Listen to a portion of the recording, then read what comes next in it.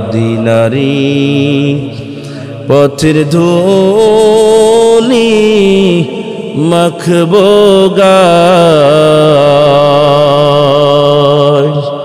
যেথায় আমার নবী নীরবে ঘুমায় যেথায় আমার নবী নীরবে ঘুমায়। ইহুদি একটা থাপ্পড় মারলো, পয়গম্বরের সুন্দর চেহারাটা লাল হয়ে গেল, কিন্তু পয়গম্বর কি করবে? এদিকে ফাতেমা রাদিয়াল্লাহু তাআলা আনহা না খাওয়া হাসান হোসাইন কয়েকদিন পর্যন্ত অনাহার। পয়গম্বর সেদিকে চিন্তা করে কোনো কথা বললেন না। পয়গম্বর চিন্তা করলেন কি আর করা যাবে, মালিকের কাছে নত স্বীকার করলেন। আমার আল্লাহর আরশ কেঁপে গেছে। আল্লাহ ডাক দিয়ে বলে, জিব্রাইল যাও, আমার পয়গম্বর অপমান সহ্য হয় না, যাও গিয়ে কূপের থেকে বালতিটা উঠানোর ব্যবস্থা করো। জিব্রাইল আলাইহিস সালাম এসে কূপের সমস্ত পানিগুলা নিচের থেকে উপরের দিকে ধরলো। ধরার সাথে সাথে আল্লাহর নবীর হাতের নাগালেই বালতির রশিটা পেয়ে গেল। এবার বলল, মালিক বালতির রশিটা উঠায় ফেলছি। এবার মালিক চিন্তা করলো, লোকটা তো সাধারণ কোনো মানুষ না, বালতিটা কেমনে উঠাইলো? এবার পয়গম্বর বলল, আমি কয়েকটা খেজুর পাবো, আমি যে কয়েকদিন কাজ করেছি ওই খেজুরগুলো আমাকে দিয়ে দেন, আমি বাড়িতে চলে যাব। ইহুদি ওই খেজুরগুলো যখন পয়গম্বরকে দিয়ে দিল, পয়গম্বর খেজুরগুলা নিয়ে সরাসরি ফাতিমার বাড়ির দরজার সামনে হাজির।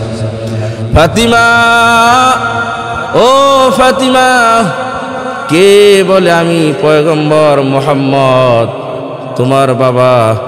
দরজা খুলে দেখে ফাতিমা রাদিয়াল্লাহু তাআলা আনহা পয়গম্বর দরজার সামনে দাঁড়ানো, কিন্তু তার চেহারার মধ্যে কেমন যেন মলিনতা ভাব। মাগো ডাক দে বলে, মা এই যে তোমার জন্য খেজুর নিয়ে আসছি, তুমি খাও, হাসান হোসাইনকে খাওয়াও।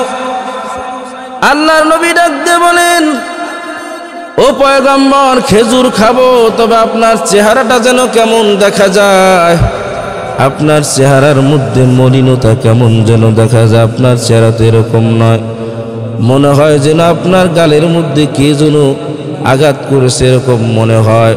কয় না মা, কিছুই হয় নাই। বলে, বাবা সত্য কথা বলো, কি হয়ে গেল? এবার পয়গম্বর বলেন, মা আমি ইহুদির বাড়িতে কাজে গেছিলাম, ওখানে কাজে গিয়ে আমি খেজুরের বিনিময়ে কাজ করতেছিলাম, তার প্রাণীদেরকে পানি খাওয়ানোর দরকার, হঠাৎ করে রশি ছিঁড়ে বালতিটা নিচে পড়ে গেছে। ইহুদি এসে আমাকে তার ছাগলকে পানি না খাওয়ানোর কারণে আমার গালের মধ্যে একটা থাপ্পড় মেরে দিছে। এবার ফাতিমা রাদিয়াল্লাহু তাআলা আনহা ডাক দিয়ে বলেন, বাবা গো, আমরা প্রয়োজনে না খেয়ে দুনিয়ার থেকে বিদায় হব, কিন্তু আপনার কষ্ট সহ্য হয়। পয়গম্বর আলাইহিস সালাম আল্লাহর মহব্বতের বান্দা, আল্লাহর ভালোবাসার মানুষ। পয়গম্বরকে আল্লাহ এমন চরিত্র দান করেছেন, এই চরিত্র দুনিয়ার কোনো মানুষকে দান করেন নাই। আমার পয়গম্বরকে যে চরিত্র অধিকারী দেওয়া হলো, এই চরিত্র দুনিয়ার কাউকে দেওয়া হয় নাই। পয়গম্বরের চরিত্র কোনো ভার্সিটি দিতে পারে নাই, পয়গম্বরের চরিত্র কোনো বিদ্যালয় দিতে পারে নাই, পয়গম্বরের চরিত্র কোনো বোর্ড দিতে পারে নাই, পয়গম্বরের চরিত্র কোনো মানুষ দিতে পারে নাই। আল্লাহ ডাক দিয়ে বলেন, ও পয়গম্বর, টেনশন করার কিছুই নাই, আপনার চরিত্র বড় দামি, আপনার চরিত্র বড় শ্রেষ্ঠ চরিত্র, আপনার চরিত্র বড় মহব্বতের চরিত্র, আপনার চরিত্রের মধ্যে কোনো কলঙ্ক নাই। পৃথিবীর কেউ আপনার চরিত্র নিয়ে কটক্ষ করুক না কেন, আমি আল্লাহ আপনাকে উত্তম চরিত্র অধিকার বানায়া দিলাম। ইন্নাকা লাআলা খুলুকিন আযীম। আমি আল্লাহ আপনাকে এমন চরিত্র দান করলাম, আমি আল্লাহ আপনাকে এমন চরিত্রের অধিকারী বানায়া দিলাম, পৃথিবীর সমস্ত মানুষের চরিত্র যদি একত্রিত করা হয়, পৃথিবীর সমস্ত মানুষের চরিত্র যদি এক জায়গায় করা হয়, আপনার চরিত্র তার থেকেও বেশি দামি। আমি আল্লাহ আপনাকে এত সুন্দর করে বানাইছি, কাউকে বানাই নাই। আমি আল্লাহ আপনাকে এত মহব্বত করেছি, আর কাউকে করি নাই। পয়গম্বর বলেন, আমাকে আল্লাহ এত সুন্দর চরিত্র দান করছেন, চরিত্র আউজিম দান করছেন, হাসানা দান করেন নাই, কারিমও দান করেন নাই। আউজিম মানে এমন চরিত্র, বলে এই চরিত্র বড় উচ্চ শিখর চরিত্র, এই চরিত্রের মধ্যে কোনো কলঙ্ক নাই। এই চরিত্র এমন দামি চরিত্র। এই আউজিম চরিত্রটা হলো, যদি কেউ কাউকে অন্যায়ভাবে থাপ্পড় দেয়, ইচ্ছা করিয়াও থাপ্পড় দেয়, ওই লোকটা থাপ্পড়ের প্রতিশোধ না নিয়ে বরংস বলে, তোমার হাতে ব্যথা পাইছো কিনা। পয়গম্বর আলাইহিস সালাতু ওয়াস সালাম ইয়াহুদির বাড়িতে কাজের মধ্যে চলে গেছেন। ফাতেমা রাদিয়াল্লাহু তাআলা আনহা কয়েকদিন পর্যন্ত অনাহার। পয়গম্বরের কলিজার টুকরা ফাতেমা অনাহার, নবীর চোখ দিয়ে পানি বের হয়ে গেল। পয়গম্বর সহ্য করতে পারেন না। পয়গম্বর ডাক দিয়ে বলেন, আমার ফাতিমা যদি না খায়া থাকে আমার সহ্য হয় না। হাসান হোসাইন না খাওয়া। পয়গম্বর ইয়াহুদির বাড়িতে চলে গেলেন। ইয়াহুদির বাড়িতে গিয়ে কাজের সন্ধান খুঁজে গেল।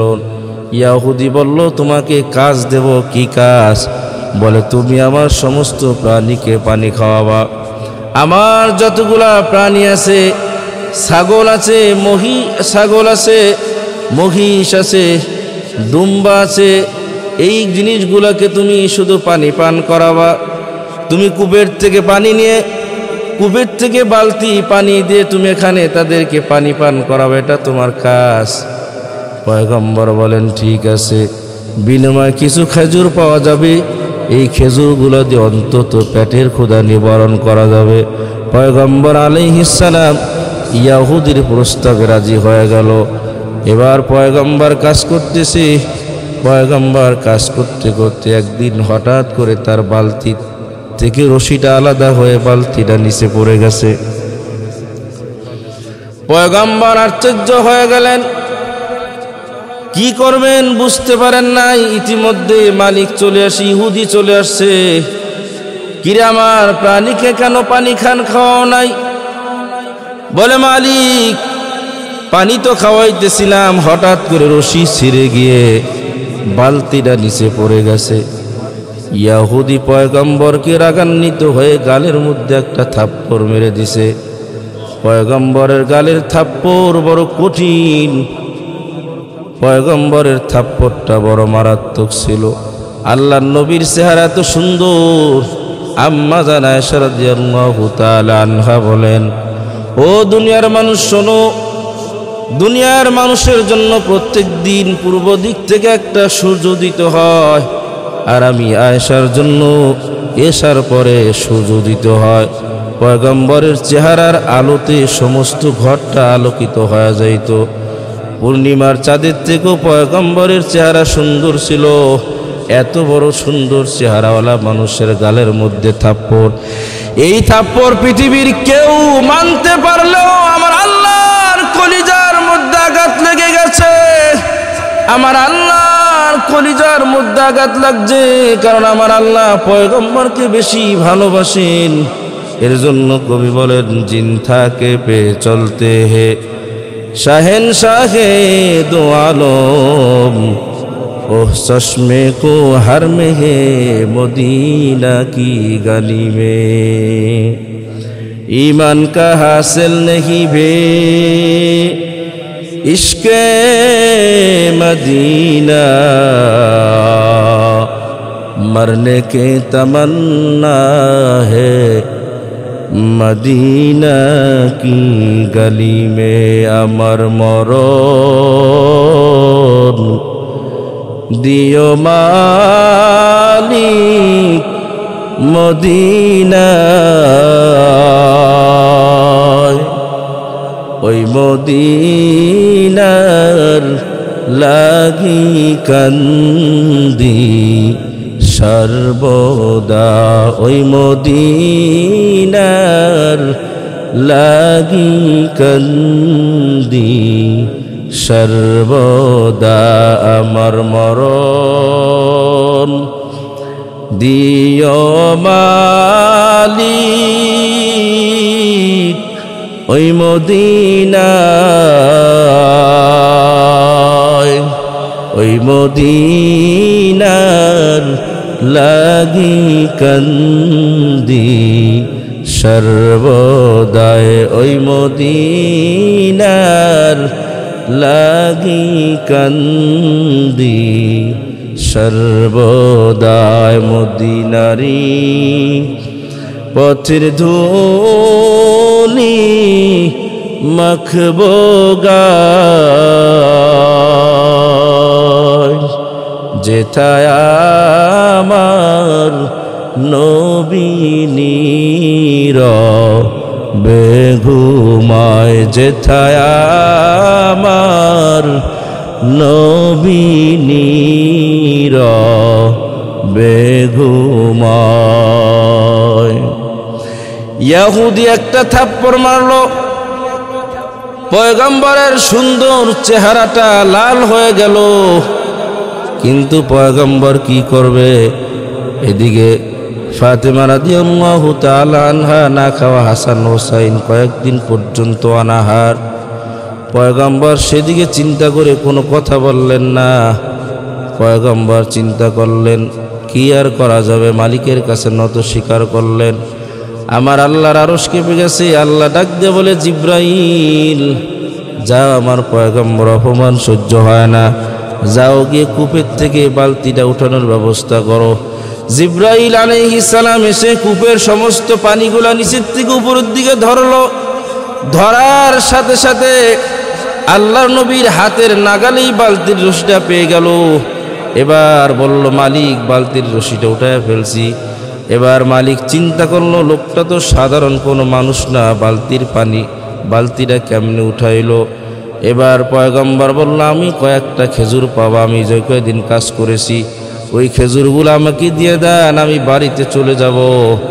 ইহুদি ওই খেজুরগুলো যখন পয়গম্বরকে দিয়ে দিল, পয়গম্বর খেজুরগুলা নিয়ে সরাসরি ফাতিমার বাড়ির দরজার সামনে হাজির।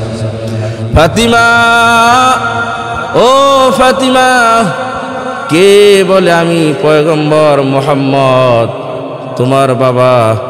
দরজা খুলে দেখে ফাতিমা রাদিয়াল্লাহু তাআলা আনহা পয়গম্বর দরজার সামনে দাঁড়ানো, কিন্তু তার চেহারার মধ্যে কেমন যেন মলিনতা ভাব। মাগো ডাক দে বলে, মা, এই যে তোমার জন্য খেজুর নিয়ে আসছি, তুমি খাও, হাসান হোসাইনকে খাওয়াও। আল্লাহর নবী ডাক দে বলেন, ও পয়গম্বর, খেজুর খাবো, তবে আপনার চেহারাটা যেন কেমন দেখা যায়, আপনার চেহারার মধ্যে মলিনতা কেমন যেন দেখা যায়, আপনার চেহারা তো এরকম নয়, মনে হয় যেন আপনার গালের মধ্যে কে যেন আঘাত করেছে, এরকম মনে হয়। কয় না মা, কিছুই হয় নাই। বলে, বাবা সত্য কথা বলো, কি হয়ে গেল? এবার পয়গম্বর বলেন, মা, আমি ইহুদির বাড়িতে কাজে গেছিলাম, ওখানে কাজে গিয়ে আমি খেজুরের বিনিময়ে কাজ করতেছিলাম, তার প্রাণীদেরকে পানি খাওয়ানোর দরকার, হঠাৎ করে রশি ছিঁড়ে বালতিটা নিচে পড়ে গেছে। ইহুদি এসে আমাকে তার ছাগলকে পানি না খাওয়ানোর কারণে আমার গালের মধ্যে একটা থাপ্পড় মেরে দিছে। এবার ফাতিমা রাদিয়াল্লাহু তাআলা আনহা ডাক দিয়ে বলেন, বাবা গো, আমরা প্রয়োজনে না খেয়ে দুনিয়ার থেকে বিদায় হব, কিন্তু আপনার কষ্ট সহ্য হয় না। আল্লাহর নবী কোনো কথা বলেন নাই। ইচ্ছা করলে তিনি ইহুদিরকে থাপ্পড় মারতে পারতেন, প্রতিশোধ নিতে পারতেন। পয়গম্বর কোনো কথা বলেন নাই, বরঞ্চ বলছেন, আমি ভুল হয়ে গেছি, আপনি আমাকে ক্ষমা করেন, আপনি আমার কাজে ব্যথা পাইবেন না। এটাকে বলা হয় আউজিম। আল্লাহ নবীর চরিত্র আউজিম, আল্লাহ থেকে শ্রেষ্ঠ চরিত্র অধিকারী বানায় দিল। কিন্তু কিছুদিন পরে ইহুদির সেই হাতের মধ্যে ব্যথা শুরু হয়ে গেল। ব্যথা হইতে হইতে হাত ফুলে গেছে। এবার তার হাত অসহ্য হইয়া তিনি হাতের কবজা কেটে ফেলছি, মনে করছে যে হাতের কবজা কাটলে মনে হয় একটু ভালো হবে। এবার ইহুদি যখন হাতের কবজা কাটলো, বাকি যে অংশ ছিল সেখান থেকে আবার ব্যথা শুরু হয়ে গেছে। এবার লোকজন বলে ডাক্তার দেখাও, ঔষধ খাও। বলে ঔষধ খাইলো কোনো কাজ হয় না, হাত কেটে ফেললাম তাতে কোনো উপকার পাইলাম না। বলে কারণটা কি বলো, কোথার থেকে কি হয়েছে? বলে কিছুই তো বুঝলাম না। আমার একজন রাখাল ছিল, সে কূপের থেকে পানি খাওয়াইতো, বালতি ছিঁড়ে গেছে, তাকে আমি একটা থাপ্পড় মারছি। এই কিছুদিন পর আমার হাতটা ফুলে গেল, সেখান থেকে আমার এই অবস্থা হয়ে গেল। এবার খবর নিয়ে জানতে পারলো, লোকজন বলতেছে তুমি কাকে থাপ্পড় মারছো জানোনি? সেই আরবের কুরাইশ বংশের মুহাম্মাদের ছেলে আব্দুল মুত্তালিবের নাতি। এই মুহাম্মাদের গালের মধ্যে তুমি থাপ্পড় মারছো, তুমি তো জানো না মুহাম্মাদের গালের যত দাম আল্লাহর দরবারে তামাম পৃথিবীর থেকেও মুহাম্মাদের গালের দাম বেশি। তুমি মুহাম্মাদের গালের উপরে থাপ্পড় মারো নাই, আল্লাহর কলিজার মধ্যে আঘাত লাগায় দিছো। আল্লাহ এটা সহ্য করেন নাই। আমার আল্লাহ তোমাকে সাথে সাথে বিচারের ব্যবস্থা করে দিছে, চলে যাও তার কাছে। ইহুদি সেই কাটা হাত নিয়ে পয়গম্বরের খোঁজ করতে করতে আরবের মধ্যে কুরাইশের মধ্যে চলে গেছে। গিয়ে দেখে পয়গম্বর বসা। এবার ডাক দিয়ে বলে, ও পয়গম্বর, আমার ভুল হয়ে গেছে, আমাকে মাফ করে দেন। এই যে আপনাকে আমি থাপ্পড় মারলাম, আপনি বিনিময়ে কিছু বললেন না, সহ্য করে থাকছেন, এর জন্য আমার এই অবস্থা হয়ে গেছে। যে হাত দিয়ে থাপ্পড় মারছি, হাত আমার কবজির থেকে আলাদা হয়ে গেছে। এবার পয়গম্বর বলেন, আমার মধ্যে কোনো কষ্ট নাই। বলে এখন আমি হাত কি করব? এবার পয়গম্বর বলেন, হাতটা নিয়ে আসেন। হাতটা নিয়ে আসার সাথে সাথে ওই কবজার সাথে হাতের সাথে লাগাই দিয়া পয়গম্বরের পবিত্র থুতু মোবারক লাগাই দেওয়ার সাথে সাথে হাত আগের থেকেও বেশি শক্তিশালী হয়ে গেছে। ইমামুল আউয়ালিন আল আখিরিন বখরে সাদকা রহমাতাল লিল আলামিন সাইয়্যিদুল কাওনাইন খাতমুল মুরসালিন আখিরা মুদবুদে ফকরুল আউয়ালিন। আমার পয়গম্বর দুনিয়ার দামি মানুষ, শ্রেষ্ঠ মানুষ, শ্রেষ্ঠ চরিত্রের অধিকারী। আল্লাহ ডাক দিয়ে বলেন, পয়গম্বর আপনাকে আমি যেমন উত্তম চরিত্র অধিকারী বানায় দিলাম, উত্তম চরিত্র দান করলাম, আমি আপনাকে আরো একটা উত্তম জিনিস দান করলাম। ওই জিনিসটা হইল কাউসার দান করেছি, যেটা আমি অন্য কোন নবীকে দান করি নাই। ইন্না আতাইনাকাল কাউসার ফাসাল্লি লিরাব্বিকা ওয়ানহার ইন্না শানিআকা হুয়াল আবতার। পয়গম্বর আমি আপনাকে এমন সুন্দর কাউসার দান করলাম, যে কাউসার বড় দামি জিনিস, কোনো নবীকে দান করি নাই, কোনো উম্মতকে দান করি নাই, কোনো মানুষকে দান করি নাই। এই কাউসার এমন দামি, এই কাউসারের পানি যে একবার পান করবে 50,000 বছরের মধ্যে পানির পিপাসা লাগবে না। যেই লোকগুলা নির্বোধগুলা মূর্খ মানুষগুলা আপনাকে নির্বংশ মনে করত, আপনাকে খারাপ ডাকতো, ইন্না শানিআকা হুয়াল আবতার, আপনি নির্বংশ নয়, আপনার অস্তিত্ব আছে। আশহাদু আন্না মুহাম্মাদার রাসূলুল্লাহ। ওদের নাম কেউ নেবে না, কিন্তু কিয়ামত পর্যন্ত আমি আল্লাহ আপনার বংশের মধ্যে এমন মানুষ ফিট করে দেব, যেই মানুষগুলা জবানের মাধ্যমে আপনার নামের উচ্চারণ করবে, আপনাকে কিয়ামত পর্যন্ত মানুষ স্মরণ করবে। কে বলেছে আপনি নির্বংশ? আমি যেমন আপনাকে উত্তম চরিত্র দান করেছি, তেমন উত্তম কাউসার আপনাকে দান করেছি। ওরা যেমন খারাপ, ওদের চরিত্রগুলোও তেমনি আমি আল্লাহ খারাপ বানায় দিলাম। আমি আল্লাহ আপনাকে বড় বেশি মহব্বত করি। আপনাকে যারা মহব্বত করবে, আপনাকে যারা ভালোবাসবে, আপনার উপরে যারা দরুদ বেশি বেশি পরিমাণে পড়বে, আপনার সুন্নাত যে মানুষগুলা বেশি বেশি পালন করবে, ওই মানুষগুলোকে আমি আল্লাহ বেশি ভালোবাসবো। ইন্নাল্লাহা ওয়া মালাইকাতাহু ইউসাল্লুনা আলান নবী ইয়া আইয়ুহাল্লাযীনা আমানু সাল্লু আলাইহি ওয়া সাল্লিমু তাসলিমা। মুফাসসিরিনে কেরাম লেখেন, আল্লাহ নামাজ পড়েন না, রোজা রাখেন না, হজ করেন না, যাকাত দেন না, অন্য কোনো কাজ করেন না, কিন্তু আমার আল্লাহ পয়গম্বরের উপরে সব সময় দুরূদ পড়তে থাকে। এর জন্য দুরূদের আমল করো। দুরূদের আমল যারা করবে ওই মানুষগুলো পয়গম্বরের সাথে বেশি সময় থাকবে। আল্লাহর নবী বলেন, সাহাবায়ে কেরাম শোনো, যারা বেশি বেশি দুরূদ পাঠ করবে ওই মানুষগুলা কিয়ামতের ময়দানে সে আর আমি এরকম থাকবো, অর্থাৎ দুই আঙ্গুলের মাঝখানে যেমন কোনো ফাঁকা নাই। যে ব্যক্তি বেশি বেশি দুরূদ পাঠ করবে ওই ব্যক্তি আর নবী জান্নাতের মধ্যে কাছাকাছি থাকবে। পয়গম্বর দুনিয়া আসলো এই যে রবিউল আউয়াল, এই সময় তো পয়গম্বর আসছেন। আম্মা জান আমিনা খাতুন পয়গম্বরের আম্মা, তিনি বলেন নবী আলাইহিস সালাম বলছেন, যখন আমি আমার মায়ের গর্ভের মধ্যে ছিলাম আমার আল্লাহ গাইবে আওয়াজ আমার মাকে বলছে, আমিনা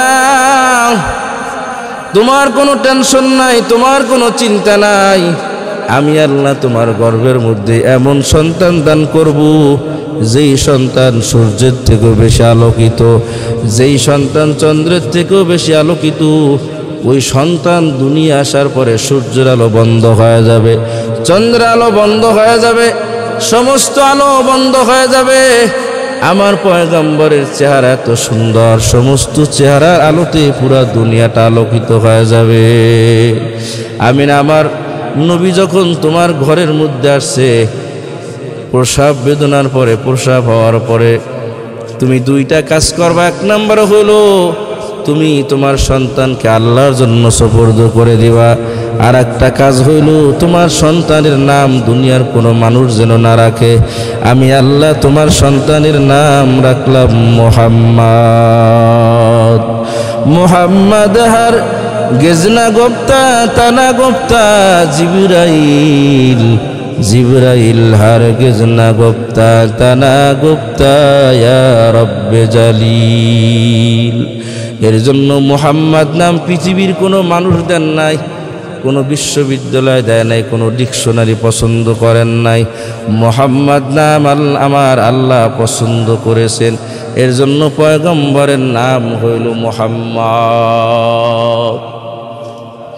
এর জন্য পয়গম্বরকে বেশি বেশি মহব্বত করো, বেশি দুরূদের আমল করো। বলে ভারতের শাহ ওয়ালিউল্লাহ মুহাদ্দিসে দেহলভী রহমাতুল্লাহি আলাইহি, তিনি আল্লাহর নবীর এত মহব্বতের মানুষ ছিল। রাতের বেলায় শাহ ওয়ালিউল্লাহ মুহাদ্দিসে দেহলভী রহমাতুল্লাহি আলাইহি শোয়া, হঠাৎ করে বিশ্বনবী পয়গম্বর আলাইহিস সালাম তার ঘরের মধ্যে এসে গেছেন। যেই ঘরের মধ্যে পয়গম্বরের পা পড়ে ওই ঘরটা বড় দামি ঘরে পরিণত হয়ে যায়। যেই জায়গার মধ্যে পয়গম্বর আসে ওই জায়গাটা বেশি দামি হয়ে যায়। শাহ ওয়ালিউল্লাহ মুহাদ্দিসে দেহলভী রহমাতুল্লাহ আলাইহি আশ্চর্য হয়ে গেলেন, আমার মতো অযোগ্য, আমার মতো মূর্খ, আমার মতো বেআমল মানুষের কাছে এত বড় পয়গম্বর আগমন হয়ে গেছে। পয়গম্বর এসে ডাক দিয়ে বলেন, ও ওলিউল্লাহ ওঠো, আমার সাথে মুসাফা করো। এটা বলে আল্লাহর নবী তার হাত মোবারক শাহ ওয়ালিউল্লাহ মুহাদ্দিসে দেহলভী রহমাতুল্লাহ আলাইহির দিকে ঠেলে দিছেন।